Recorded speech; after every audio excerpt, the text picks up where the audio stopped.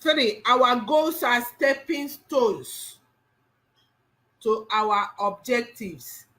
Objective is the big picture. Objective is the big picture. So when you get finish or achieve a goal, that's not the end of what you are planning, of what you want to be, of what you want to do. So when we see our goals as stepping stones, we will less likely to reach them and then stop. It is part of the process. When we reach this goal today, we set another. We reach the next one, we set another, until that time when we were able to complete the objectives. And at that time, it may be, I think, people will gather to sing a song. So the A in plan, adjust your priorities. Adjust your priorities. One of our mentors will always tell us, schedule your priorities. Don't prioritize your schedule. Schedule your priorities. So that means you need to know what are the priorities and schedule them.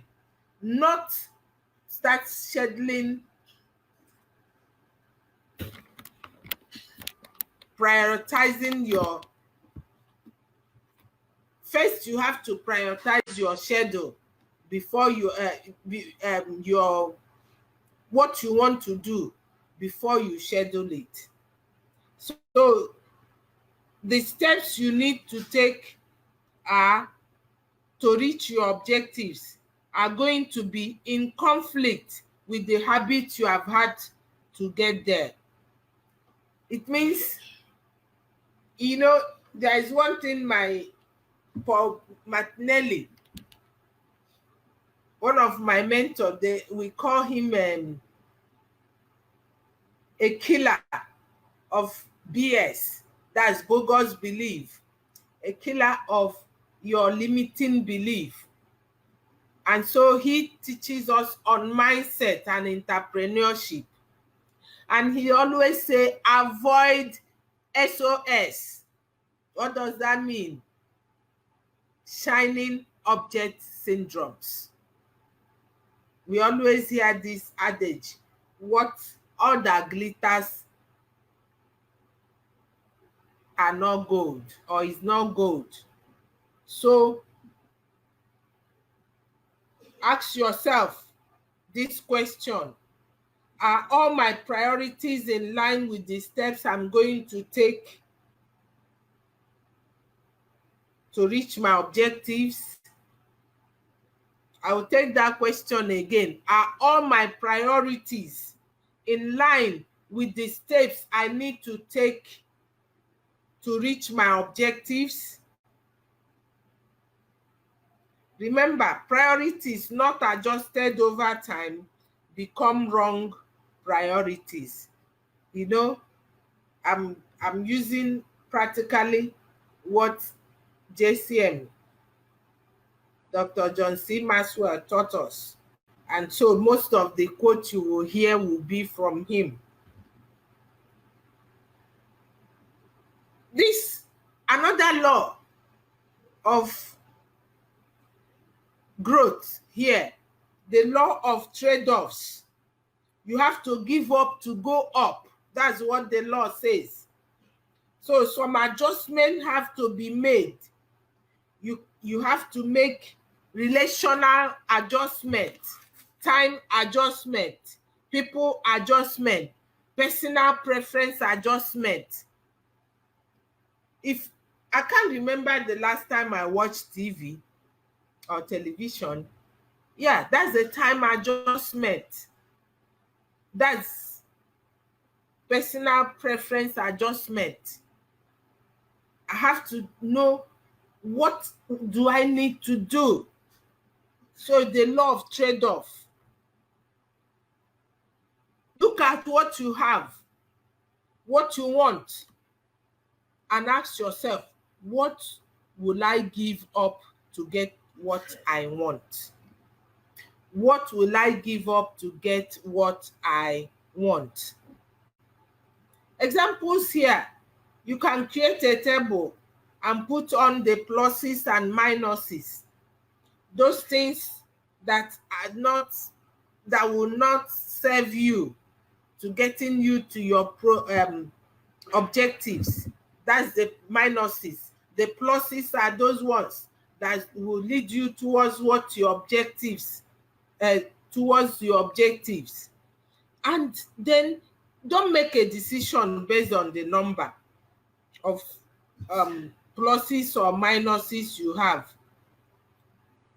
Where is your passion? So checkmate. Your passion will suddenly change the weight of your decision. I wrote something here when I was getting there. Is my passion on the minus or the plus side? So check. Your passion gives you the power of, passion gives you the energy you need to move, surge ahead. In the law of trade-off, there is this power of quitting as a choice. You know, we always hear this, quitters don't win. It's always in our head. And so we struggle in what we are doing that is not serving us. We keep working, doing it, and walking away more and more from our objectives.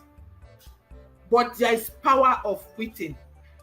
I had to quit something to be able to focus on what I'm doing. Yes, it was a painful quit, but I needed to quit it. That is when I wind up our audit firm, knowing that I'm not a chartered accountant, and it's distraction. I couldn't cope with looking after it with all the kind of people I had there, and I had to just quit. So when winners stop doing things that are bad for them or that are not good for them, losers stop doing things that are good for them. People who fail to continually go up fail to give up the things that keep them from moving ahead in the journey. So quitting counts when you choose passion. Quitting counts when you say yes to the best, when you choose to do something well. So when determining if you should keep doing something, ask, do I still love what I do? Oh, I can speak for a whole day without getting wearied out. Yes, I love it. I remember growing up, I will always be told, you're a talkative. I never knew that talkative is for a purpose. And so when determining if you should quit something, ask yourself, do I still love what I do? Am I willing to pay the price again this year? If not, quit. The moment you stop loving the people you lead, you should let go of what you are doing. That means once the people around you, what you are doing, you cannot flow along with them. It's like you get so irritated being around them is a sign of for trade-off.